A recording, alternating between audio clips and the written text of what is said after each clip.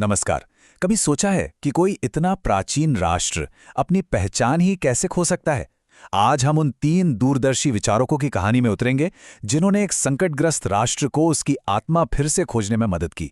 ये कहानी है एक ऐसे विचार की जिसने भारत के खोए हुए गौरव को फिर से जगाया।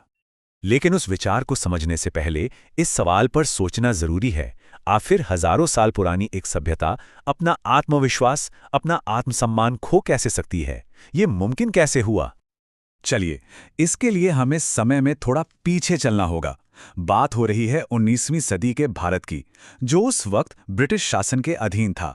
और ये सिर्फ एक राजनीतिक गुलामी नहीं थी, बल्कि ये एक गहरे सांस्कृतिक और बौद्धिक संघर्ष का दौर भी था।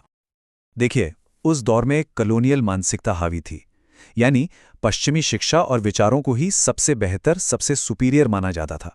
और जो भारतीय परंपराएं थी ना, उन्हें तर्कहीन और पिछड़ा कहकर बस खारिज कर दिया जाता था।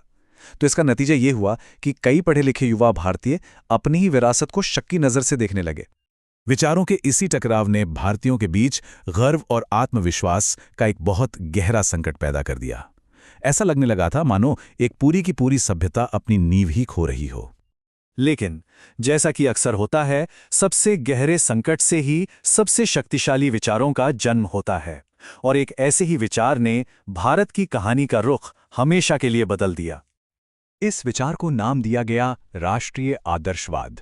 इसका मकसद बहुत साफ था, भारत की सांस्कृतिक एकता और राष्ट्रीय पहचान को उसकी आध्यात्मिक नींव पर फिर से खड़ा करना।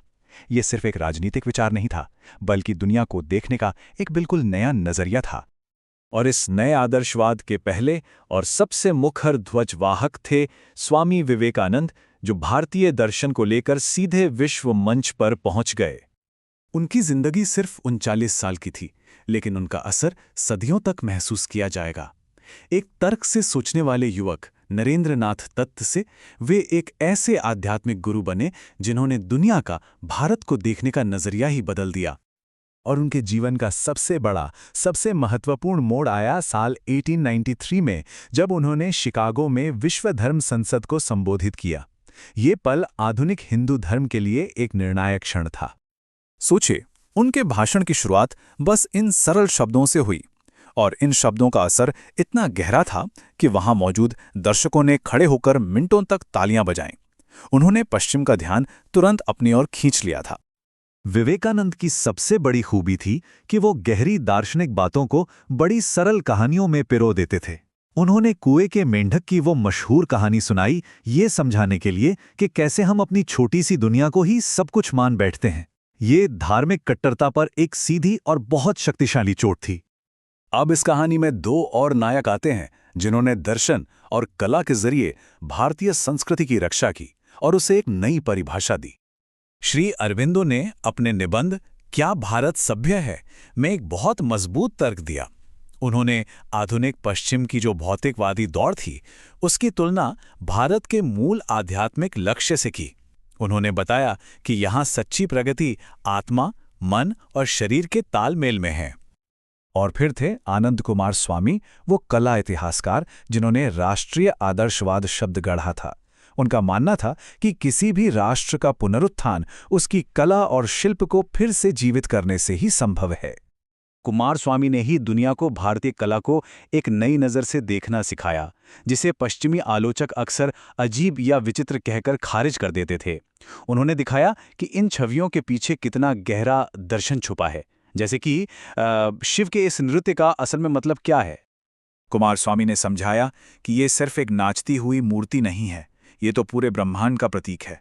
शिव का ये तांडव असल में ब्रह्मांड के 5 कामों को दिखाता है: सृष्टि यानी क्रिएशन, स्थिति यानी संरक्षण, संहार यानी विनाश, तिरोभव यानी माया का पर्दा, और अंत में अनुग्रह यानी मोक्ष।